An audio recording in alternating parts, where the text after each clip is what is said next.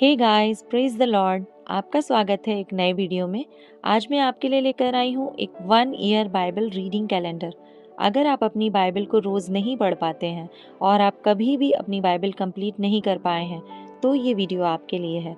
इसमें old testament और new testament के सभी चैप्टर्स को इस तरह से लिया गया है कि आप 1 ईयर में अपनी पूरी बाइबल कंप्लीट कर पाएंगे। ये ऑडियो फॉर्मेट है, इसके साथ आप अपनी बाइबल को ओपन करके रीड कर सकते हैं। डे 1 से लेकर डे 365 तक के सभी चैप्टर्स मैं आपके लिए लेकर आई हूँ। डे 365 पर आप अपनी पूरी बाइबल कंप्लीट कर पाएंगे, इसलिए आप इसके द्वारा आशीषित हों। और अगर आपको ये वीडियो पसंद आती है तो आप अपने फैमिली और फ्रेंड्स से शेयर करें, और अगर आप चाहें तो आप सब्सक्राइब, लाइक और कमेंट भी कर सकते हैं। So praise the lord, shalom to everyone. Let's get started. Day 77, chapter number 31, मूसा का उत्तराधिकारी। मूसा ने जाकर ये सब बातें इजरायलियों को सुनाई और उसने उनसे यह भी कहा, आज मैं 120 वर्ष का हूँ और अब मैं चल फिर नहीं सकता, क्योंकि यहोवा ने मुझसे कहा है कि तू इस यरदन पार नहीं जाने पाएगा। तेरे आगे पार जाने वाला तेरा परमेश्वर यहोवा ही है। वह उन जातियों को तेरे सामने से नष्ट करेगा और तू उनके देश का अधिकारी होगा। और यहोवा के वचन के अनुसार यहोशू तेरे आगे आगे पार जाएगा। और जिस प्रकार यहोवा ने एमोरियों के राजा सीहोन और ओग और उनके देश को नष्ट किया है, उसी प्रकार वह उन सब जातियों से भी करेगा। और जब यहोवा उनको तुम से हरवा देगा, तब तुम उन सारी आज्ञाओं के अनुसार उनसे करना जो मैंने तुमको सुनाई हैं। तू हियाव बांध और दृढ़ हो, उनसे ना डर और ना भयभीत हो, क्योंकि तेरे संग चलने वाला तेरा परमेश्वर यहोवा है। वह तुझको धोखा ना देगा और ना छोड़ेगा। तब मूसा ने यहोशू को बुलाकर सब इजराइलियों के सम्मुख कहा, तू हियाव बांध और दृढ़ हो जा, क्योंकि इन लोगों के संग उस देश में जिसे यहोवा ने इनके पूर्वजों से शपथ खाकर देने को कहा था, तू जाएगा और तू इनको उसका अधिकारी कर देगा। और तेरे आगे आगे चलने वाला यहोवा है, वह तेरे संग रहेगा और ना तो तुझे धोखा देगा और ना छोड़ देगा। इसलिए मत डर और तेरा मन कच्चा ना हो। हर 7वें वर्ष व्यवस्था का पढ़ा जाना। फिर मूसा ने यही व्यवस्था लिखकर लेवीय याजकों को, जो यहोवा की वाचा का संदूक उठाने वाले थे, और इज़राइल के सब वृद्ध लोगों को सौंप दी। तब मूसा ने उनको आज्ञा दी, 7 वर्ष के बीतने पर, अर्थात छुटकारे के वर्ष में, झोपड़ी वाले पर्व पर, जब सब इजरायली तेरे परमेश्वर यहोवा के उस स्थान पर जिसे वह चुन लेगा आकर इकट्ठे हों, तब यह व्यवस्था सब इजरायलियों को पढ़कर सुनाना। क्या पुरुष, क्या स्त्री, क्या बालक, क्या तुम्हारे फाटकों के भीतर के परदेशी, सब लोगों को इकट्ठा करना, कि वे सुनकर सीखें और तुम्हारे परमेश्वर यहोवा का भय मानकर इस व्यवस्था के सारे वचनों के पालन करने में चौकसी करें।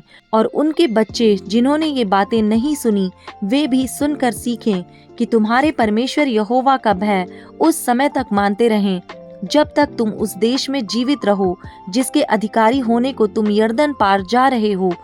मूसा को यहोवा की अंतिम आज्ञा। फिर यहोवा ने मूसा से कहा, तेरे मरने का दिन निकट है। तू यहोशू को बुलवा और तुम दोनों मिलाप वाले तंबू में आकर उपस्थित हो, कि मैं उसको आज्ञा दूं। तब मूसा और यहोशू जाकर मिलाप वाले तंबू में उपस्थित हुए। तब यहोवा ने उस तंबू में बादल के खंबे में होकर दर्शन दिया, और बादल का खंबा तंबू के द्वार पर ठहर गया। तब यहोवा ने मूसा से कहा, तू तो अपने पुरखाओं के संग सो जाने पर है, और ये लोग उठकर उस देश के पराये देवताओं के पीछे, जिनके मध्य वे जाकर रहेंगे, व्यभिचारी हो जाएंगे, और मुझे त्याग कर उस वाचा को जो मैंने उनसे बांधी है तोड़ेंगे। उस समय मेरा कोप इन पर भड़केगा, और मैं भी इन्हें त्याग कर इनसे अपना मुंह छिपा लूंगा, और ये आहार हो जाएंगे, और बहुत सी विपत्तियां और क्लेश इन पर आ पड़ेंगे, यहाँ तक कि ये उस समय कहेंगे, क्या ये विपत्तियां हम पर इस कारण तो नहीं पड़ी क्योंकि हमारा परमेश्वर हमारे मध्य में नहीं रहा। उस समय मैं उन सब बुराइयों के कारण जो ये पराये देवताओं की ओर फिर कर करेंगे, निसंदेह उनसे अपना मुंह छिपा लूंगा। इसलिए अब तुम यह गीत लिख लो और तू इसे इजराइलियों को सिखाकर कंठस्थ करा देना, इसलिए कि यह गीत उनके विरुद्ध मेरा साक्षी ठहरे जब मैं इनको उस देश में पहुंचाऊंगा जिसे देने की मैंने इनके पूर्वजों से शपथ खाई थी, जिसमें दूध और मधु की धाराएं बहती हैं, और खाते खाते इनका पेट भर जाए और ये हष्ट पुष्ट हो जाएंगे।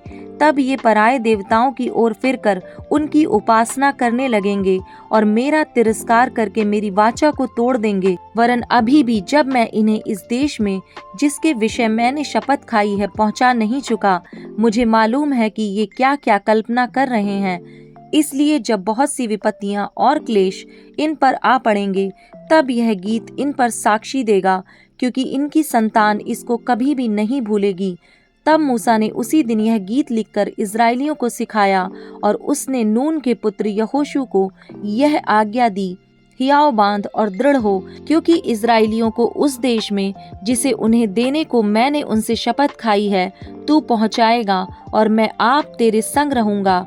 जब मूसा इस व्यवस्था के वचन को आदि से अंत तक पुस्तक में लिख चुका, तब उसने यहोवा का संदूक उठाने वाले लेवियों को आज्ञा दी, व्यवस्था की इस पुस्तक को लेकर अपने परमेश्वर यहोवा की वाचा के संदूक के पास रख दो, कि यह वहां तुझ पर साक्षी देती रहे, क्योंकि तेरा बलवा और हठ मुझे मालूम है।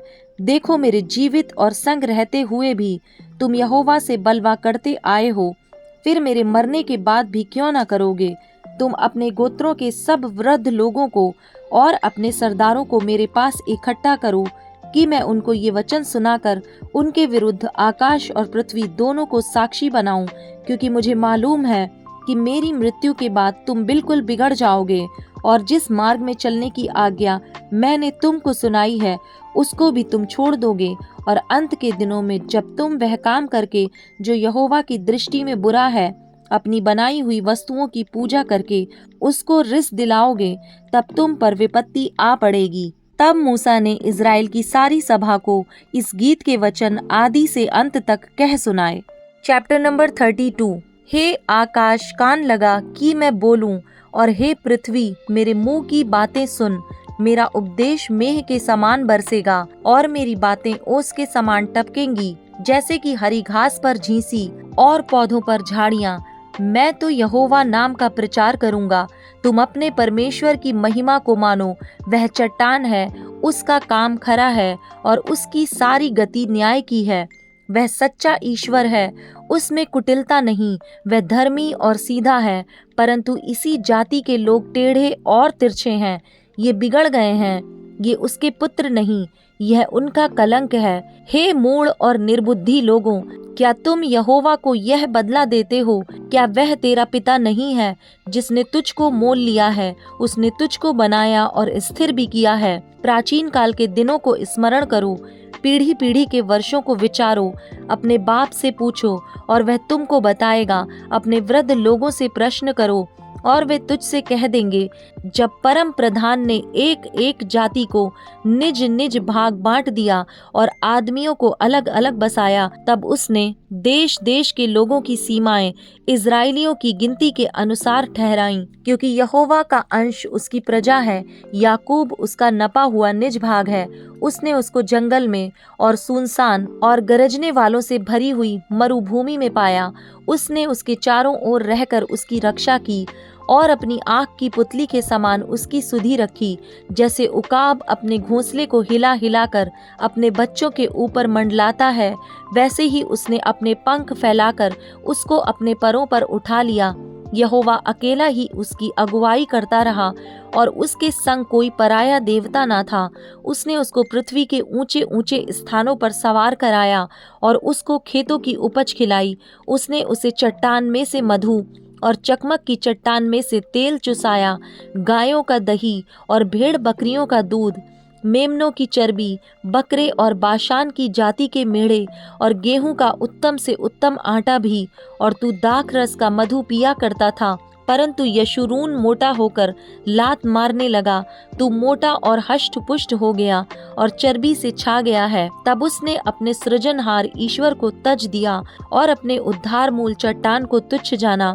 उन्होंने पराये देवताओं को मानकर उसमें जलन उपजाई और घृणित कर्म करके उसको रिस दिलाई। उन्होंने पिशाचों के लिए जो ईश्वर ना थे बलि चढ़ाए। और उनके लिए वे अनजाने देवता थे। वे तो नए नए देवता थे जो थोड़े ही दिन से प्रकट हुए थे और जिनसे उनके पुरखा कभी डरे नहीं। जिस चट्टान से तू उत्पन्न हुआ उसको तू भूल गया और ईश्वर जिससे तेरी उत्पत्ति हुई उसको भी तू भूल गया है। इन बातों को देखकर यहोवा ने तुझे तुच्छ जाना, क्योंकि उसके बेटे बेटियों ने उसे रिस दिलाई थी। तब उसने कहा, मैं उनसे अपना मुख छिपा लूंगा और देखूंगा कि उनका अंत कैसा होगा, क्योंकि इस जाति के लोग बहुत टेढ़े हैं और धोखा देने वाले पुत्र हैं। उन्होंने ऐसी वस्तु मानकर जो ईश्वर नहीं है मुझ में जलन उत्पन्न की और अपनी व्यर्थ वस्तुओं के द्वारा मुझे रिस दिलाई। इसलिए मैं भी उनके द्वारा जो मेरी प्रजा नहीं है उनके मन में जलन उत्पन्न करूंगा और एक मूढ़ जाति के द्वारा उन्हें रिस दिलाऊंगा, क्योंकि मेरे कोप की आग भड़क उठी है जो पाताल की तह तक जलती जाएगी और पृथ्वी अपनी उपज समेत भस्म हो जाएगी और पहाड़ों की नींवों में भी आग लगा देगी। मैं उन पर विपत्ति भेजूंगा और उन पर मैं अपने सब तीरों को छोड़ूंगा। वे भूख से दुबले हो जाएंगे और अंगारों से और कठिन महारोगों से ग्रसित हो जाएंगे और मैं उन पर पशुओं के दांत लगवाऊंगा और धूली पर रेंगने वाले सर्पों का विष छोड़ दूंगा। बाहर वे तलवार से मरेंगे और कोठरियों के भीतर भय से, क्या कुंवारे और क्या कुंवारियां, क्या दूध पीता हुआ बच्चा और क्या पके बाल वाले, सब इसी प्रकार बर्बाद होंगे। मैंने कहा था कि मैं उनको दूर दूर तक तितर बितर करूंगा और मनुष्यों में से उनका स्मरण तक मिटा डालूंगा, परंतु मुझे शत्रुओं की छेड़छाड़ का डर था, ऐसा ना हो कि द्रोही इसको उल्टा समझकर यह कहने लगें, हम अपने ही बाहुबल से प्रबल हुए और यह सब यहोवा से नहीं हुआ। यह जाति युक्तिहीन तो है और इनमें समझ है ही नहीं। भला होता कि ये बुद्धिमान होते कि इसको समझ लेते और अपने अंत का विचार करते। यदि उनकी चट्टान ही उनको ना बेच देती और यहोवा उनको दूसरों के हाथ में ना कर देता, तो यह कैसे हो सकता कि उनके 1000 का पीछा एक मनुष्य करता और उनके 10,000 को 2 मनुष्य भगा देते। क्योंकि जैसी हमारी चट्टान है वैसी उनकी चट्टान नहीं है, चाहे हमारे शत्रु ही क्यों न न्यायी हों, क्योंकि उनकी दाखलता सदोम की दाखलता से निकली और अमोरा की दाख की बारियों में की है। उनकी दाख विष भरी और उनके गुच्छे कड़वे हैं। उनका दाख मधु सांपों का सा विष और काले नागों का सा हलाहल है। क्या यह बात मेरे मन से संचित और मेरे भंडारों में मोहर बंद नहीं है? पलटा लेना और बदला देना मेरा ही काम है। यह उनके पांव फिसलने के समय प्रकट होगा, क्योंकि उनकी विपत्ति का दिन निकट है और जो दुख उन पर पड़ने वाले हैं वे शीघ्र आ रहे हैं। क्योंकि जब यहोवा देखेगा कि मेरी प्रजा की शक्ति जाती रही और क्या बंधुआ और क्या स्वाधीन, उनमें कोई बचा ही नहीं रहा, तब यहोवा अपने लोगों का न्याय करेगा और अपने दासों के विषय तरस खाएगा।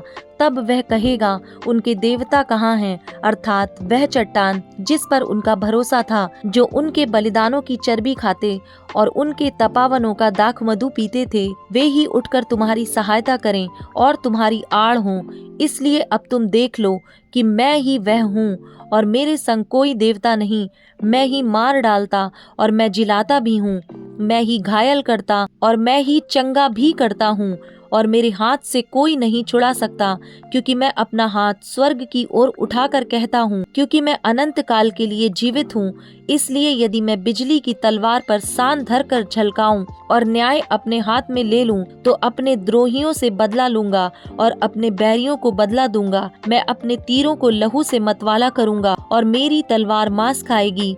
वह लहू मारे हुओं और बंदियों का और वह मांस शत्रुओं के लंबे बाल वाले प्रधानों का होगा। हे जाति जाति के लोगों, उसकी प्रजा के साथ आनंद मनाओ, क्योंकि वह अपने दासों के लहू का पलटा लेगा और अपने द्रोहियों को बदला देगा और अपने देश और अपनी प्रजा के पाप के लिए प्रायश्चित देगा। इस गीत के सब वचन मूसा ने नून के पुत्र होशे समेत आकर लोगों को सुनाए। मूसा के अंतिम निर्देश। जब मूसा ये सब वचन सब इजरायलियों से कह चुका, तब उसने उनसे कहा, जितनी बातें मैं आज तुमको चिता कर कहता हूँ, उन सब पर अपना अपना मन लगाओ और उनके अर्थात इस व्यवस्था की सारी बातों के मानने में चौकसी करने की आज्ञा अपने बच्चों को दो, क्योंकि यह तुम्हारे लिए व्यर्थ काम नहीं परंतु तुम्हारा जीवन ही है, और ऐसा करने से उस देश में तुम्हारी आयु के दिन बहुत होंगे जिसके अधिकारी होने को तुम यर्दन पार जा रहे हो। फिर उसी दिन यहोवा ने मूसा से कहा, उस अबारीम पहाड़ की नबो नामक चोटी पर जो मोआब देश में यरीहो के सामने है, चढ़कर कनान देश जिसे मैं इजराइलियों की निज भूमि कर देता हूँ उसको देख ले। तब जैसे तेरा भाई हारून होर पहाड़ पर मरकर अपने लोगों में मिल गया, वैसा ही तू इस पहाड़ पर चढ़कर मर जाएगा और अपने लोगों से मिल जाएगा। इसका कारण यह है कि सीन जंगल में कादेश के मरीबा नामक सोते पर तुम दोनों ने मेरा अपराध किया, क्योंकि तुमने इजराइलियों के मध्य में मुझे पवित्र ना ठहराया। इसलिए वह देश जो मैं इजराइलियों को देता हूँ तू अपने सामने देख लेगा, परंतु वहाँ जाने ना पाएगा।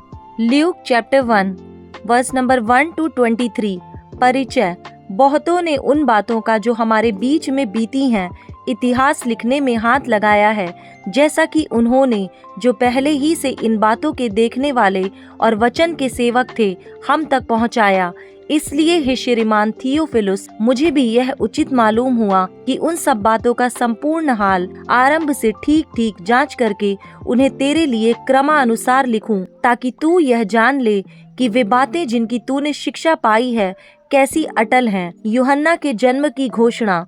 यहूदिया के राजा हेरोदेस के समय अबिय्याह के दल में जकरिया नाम का एक याजक था।